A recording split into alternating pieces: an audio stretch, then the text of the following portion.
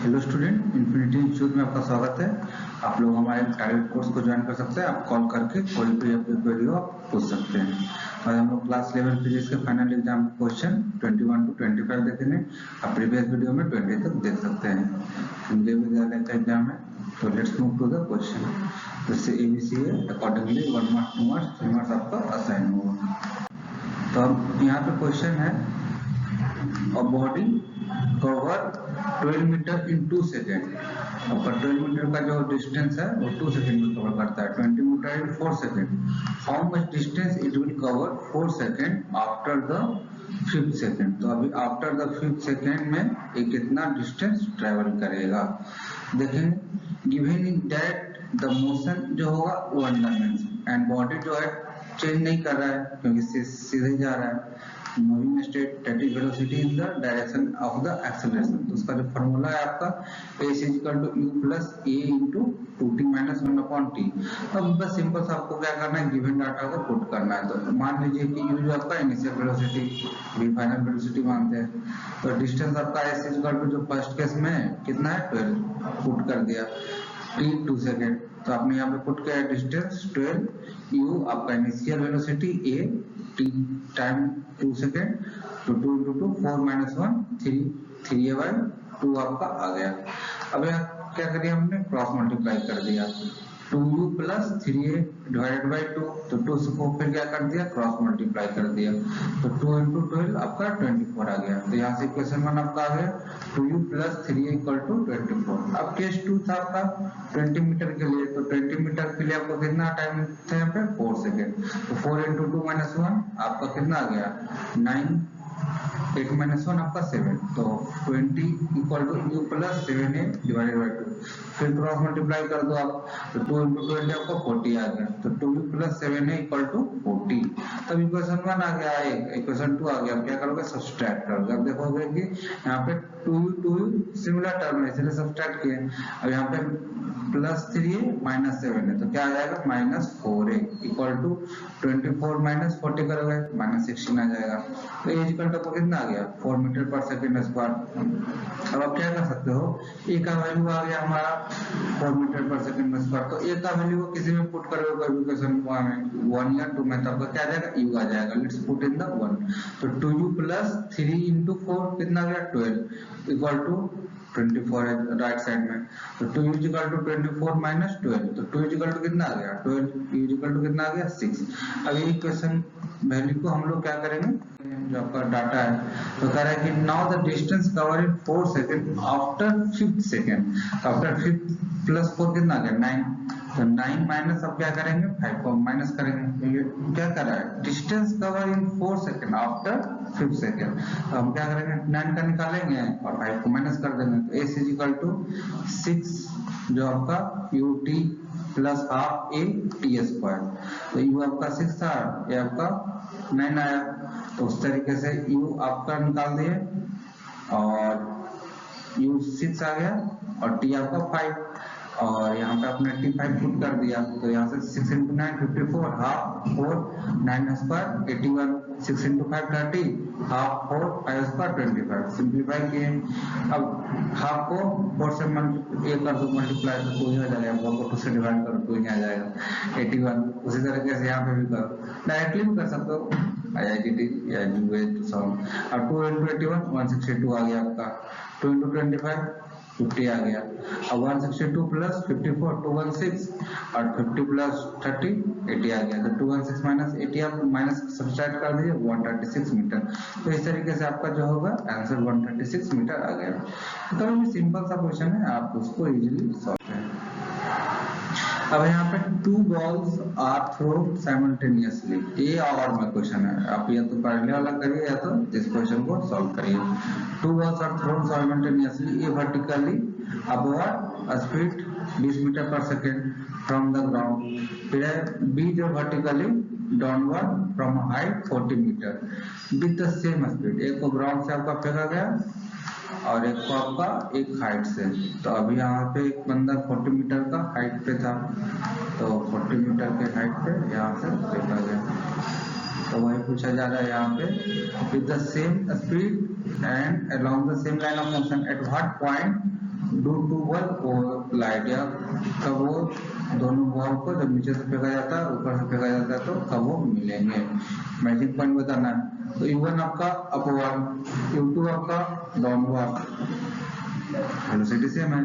अब हमने x मान लिया, x be the distance from the ground above the collision takes place, मतलब x डिस्टेंस आपका ग्राउंड से कोलिजन टेक्स प्लेस होता है। तो आपका टॉप से कितना होगा 40 minus x, then distance from the top 40 minus x. अब इस इक्वल टू क्या होता है ut plus half T square, upward motion है माइनस जी टी स्क्वायर हमने लिख दिया। फिर डाउनवर्ड मोशन एच कितना हो गया 40 minus x 20 T half G T square लिख दिया।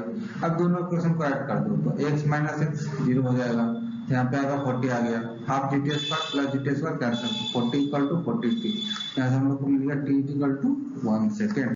कर देंगे need to give t equal to 1 second, putting value in 1, x equal to क्या था 20 t ut plus half a t square, यार डाउनवर्ड था तो आपका क्या हो जाएगा अपवर्ड में g निगेटिव। उस तरीके से 20 into 1 हाफ 10 t कितना है 1 आया, जो जी जो कंसीडर करने के लिए दिया था आपका 10 metre per second according to question है। अगर 9.8 देगा तो 9.8 करिए, 10 देगा एग्जामिनर में क्या टीचर भगवान है, उनकी बात सुनना है, जो दे दिए बस उसी को फॉलो करना है। तो 20 माइनस 5 15 मीटर, यानी कि ग्राउंड से 15 मीटर और collision takes from 15 metre from ground, या 40 minus 15 40 minus 15 20 metre from top, वो एक दूसरे को करेंगे। तो 20 मीटर 15 मीटर फ्रॉम ग्राउंड और 25 metre from top. Let's move to the next question. कोई भी डाउट हो कमेंट सेक्शन पूछे, will answer you of query. तो यहाँ पे है why does a cyclist lean inward when moving along a curve path, determine the angle through which a cyclist bend from vertical while negotiating a curve। तो देखिए cyclist जो होता है bend inward while turning around a curve in order to negotiate the effect of slipping which would occur otherwise। Now the leaning action of the cyclist provide the necessary centripetal force, यानी कि जो inside आएगा required for the following curve path, मतलब उसको एक balance आपका पड़ता है, वेलोसिटी आपका सेंटीमीटर से बैलेंस रहता है। अब यहाँ पर पूछा गया डिटरमाइन द एंगल थ्रू कितना साइक्लिस्ट बेंड होता है, थीटा बताना है। पहले theta is the angle of horizontal surface and the road, the net जो होता है force acting on cyclist is balanced by the centripetal force that is required to turn the vehicle. अब यहाँ से देख सकते हैं द वर्टिकल कंपोनेंट होता है बैलेंस्ड बाय द ग्रेविटी, उसको बैलेंस करेगा। तो यहाँ पे देख सकते हैं m cos theta equal to mg, m क्या है मास, सिंपल सा m इज द मास। अब यहाँ से n cos theta equal to mg, अब जो नॉर्मल लगेगा g is the acceleration due to gravity, तो यहाँ से आप निकाल सकते हो डिवाइड करके mg बाई cos थीटा आपका नॉर्मल आ गया, n equal to mg by cos theta. Equation 1 मान लीजिए इन वर्टिकल डायरेक्शन। अब f नेट इक्वल टू क्या हो जाएगा f centimetre equal to m sin theta. अब using equation 1 in above equation f net equal to f sin theta, तो कितना हो गया equal to mg tan theta. अब सिंपलीफाई कर दीजिए, tan थीटा क्या आता है sin theta by cos theta. The centimetre force is given by mg square by r, so just equal, तो mg tan theta equal to mg square by r, तो आपका m same cut जाएगा। तो यहाँ से आप देख सकते हो m सेम जब कट गया तो tan थीटा इक्वल टू क्या हो गया v स्क्वायर, g आपका डिनोमिनेटर में आ गया, क्रॉस मल्टीप्लाई कर दो, सिंपल से cross multiply, so tan theta equal to v square by r, तो theta equal to just fx equal to y, तो y equal to x equal to inverse y, तो just inverse में आ जाएगा, तो theta equal to tan inverse v square by r। So just simple सा logic आपका use करिए। Therefore the angle through which the cyclist went from the vertical while negotiating the curve, theta जो होता है tan inverse v square by r g। Simple सा question. अब यहाँ पे नेक्स्ट क्वेश्चन है a body यानी है a body of mass 1 kg initially at rest explode and break into 3 fragments of masses in the ratio जो होता है 1:1:1, the two pieces of equal mass fly off perpendicular to each other with a speed जो होता है 30 metre per second each। what is the velocity of the heavier fragment, मतलब कि 1 kg का मास है आपका 3 भाग में डिवाइड हो जाएगा 1:1:3 के रेशियो में।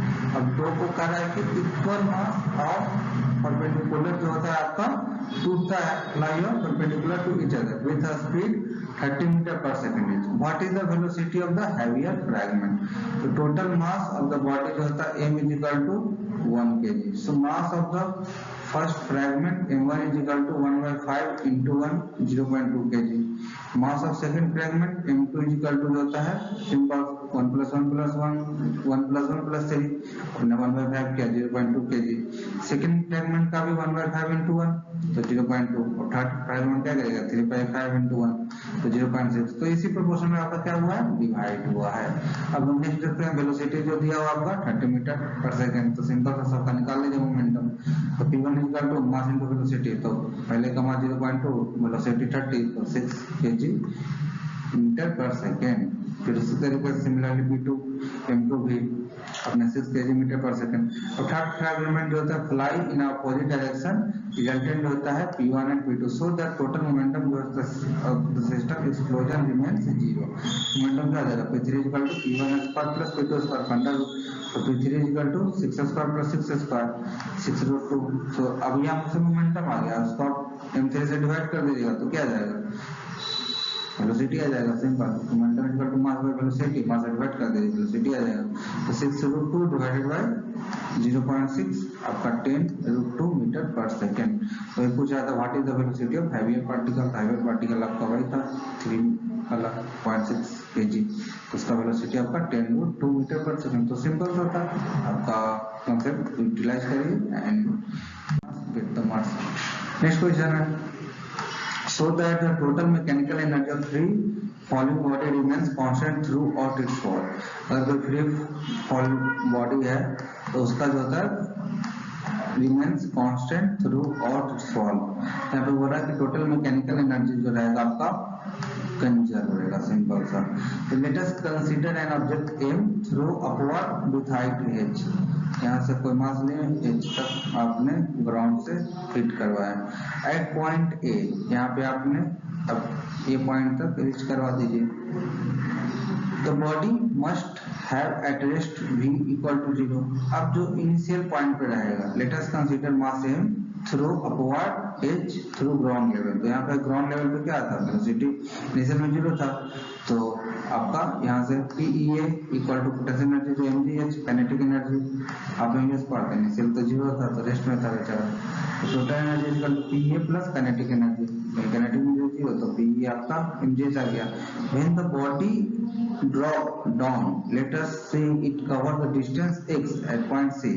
thus height जो होगा आपका सिंपल सा h माइनस x कर लीजिए. यहाँ से आपका x गया h minus x from the body drop down and let's say the distance cover x. यहाँ से h कवर हो रहा है तो the height from the ground h minus क्योंकि h है ये x है तो ये आपका बचा कितना h माइनस x. नेक्स्ट देखेंगे at point C PEC equal to mg h minus x. तो जस्ट इसको मल्टीप्लाई कर दीजिए mg h minus mg x equation 2 आ गया. काइनेटिक एनर्जी कितना होगा half mv square. Using the third equation of motion v square equal to square plus 2s. तो u इनिशियल क्या था 0. सिंपल v स्क्वायर क्या होगा u जब 0 हो गया तो 2x.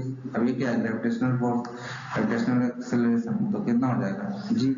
तो vs ऊपर से आ रहा है पॉजिटिव मिल हो गया. सो आपका हो गया v square equal to simple था ऊपर से आप फॉल करेगा तो जी आपका पॉजिटिव ले रहे हो नीचे जाएगा तो नेगेटिव होगा. So against negative with positive v square equal to 2gx आ गया आपका. यहाँ से substitution the above equation 3 we get kinetic energy जो होगा हाफ m 2gx आपका. तो यहाँ से v स्क्वायर का सिंपल सा आपने सब्स्टिट्यूट किया है.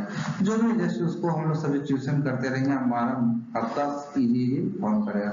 अब सब्स्टिट्यूट कर दो v स्क्वायर को अब 2 से डिवाइड कर दो तो आपका क्या आ गया mgx आ गया. Total energy PEC plus KEC. तो अपने mgh माइनस mgx जो अपने PEC निकाला था यहाँ से तो mgh माइनस mgx और प्लस अपर KEC जो अपने यहाँ पे लाया mgx. तो यहाँ से क्या हो जाएगा प्लस माइनस कट जाएगा. तो टोटल एनर्जी जो होगा mgh equation 5 at point P the body hit the ground. v के लिए मान लीजिए u इक्वल टू 0. अब ग्राउंड पे आ जाएगा तो 0 हो जाएगा. इनिशियल 0 हाइट भी 0 हो गया. So it produces only kinetic energy PE equal to 0 KE equal to half mv square. तो v स्क्वायर इक्वल टू फिर से वही फार्मूला अप्लाई कर दीजिए इक्वेशन ऑफ मोशन.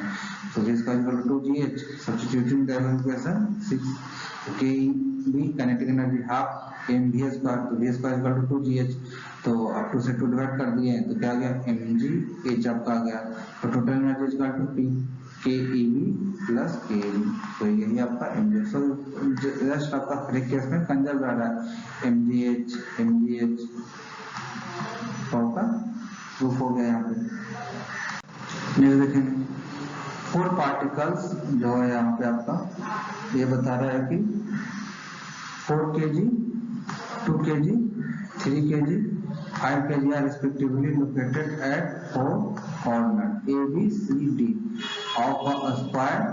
तो यहाँ पे 4 कॉर्नर पे बॉडी है, उसका मास हुआ 4 kg, 2 kg, 3 kg, 5 kg is located at the corner ABCD of a square side। Calculate the moment of inertia। तो moment of inertia आपको निकालना है हमारा स्क्वायर। एंड पहला केस है an axis passing through the point intersection of the diagonal। तो diagonal के accordingly निकालना है। तो diagonal आपका क्या है AC हो गया और BD हो गया। तो intersection of the diagonal and perpendicular to the plane of a square। तो let's see explanation। तो AC is equal to BD। तो जस्ट पाइथागोरस थ्योरम आप लगा दीजिए। पाइथागोरस थ्योरम लगाने से क्या आ जाएगा a1 square plus 1 square root 2m। अब AO, BO, CO, DO जो कॉर्नर में थे आपका बॉक्स, तो बॉक्स बना लीजिए AO, BO, CO, DO। तो जब यहाँ से बॉक्स बनाते हो तो क्या होगा हाफ डिस्टेंस रहेगा AO, वो आपका क्या यहाँ पे आ गया सेंटर में आ गया ABCD।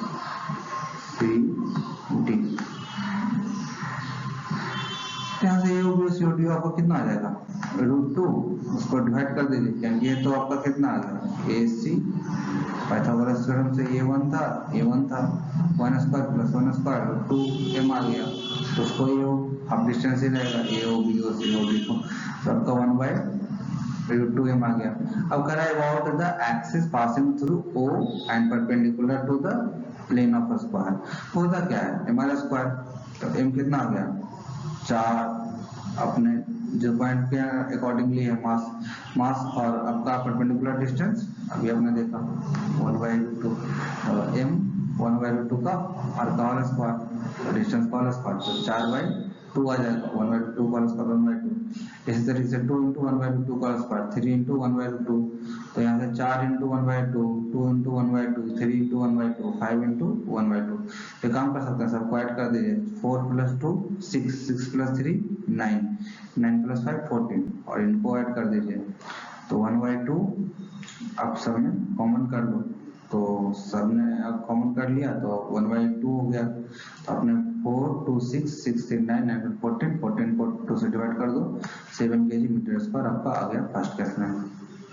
अब है व्हाट AB 4 × A और B अगर आपका पॉइंट है तो यहाँ पे तो क्या हो जाएगा, यहाँ पे तो कोई डिस्टेंस ही नहीं रहेगा, तो उस पॉइंट के अलोंग जिस पॉइंट का रहेगा वहाँ पे 0 हो जाएगा, तो इसलिए 0 0 कर दिया। और जो रेस्ट रहेगा आपका R, तो डिस्टेंस कितना है 1 मीटर, तो 3 × 1 का स्क्वायर, 3 × 1 का स्क्वायर 1, 5 × 1 का स्क्वायर 5, 3 × 3 + 5 आपका 8 kg मीटर स्क्वायर आ गया।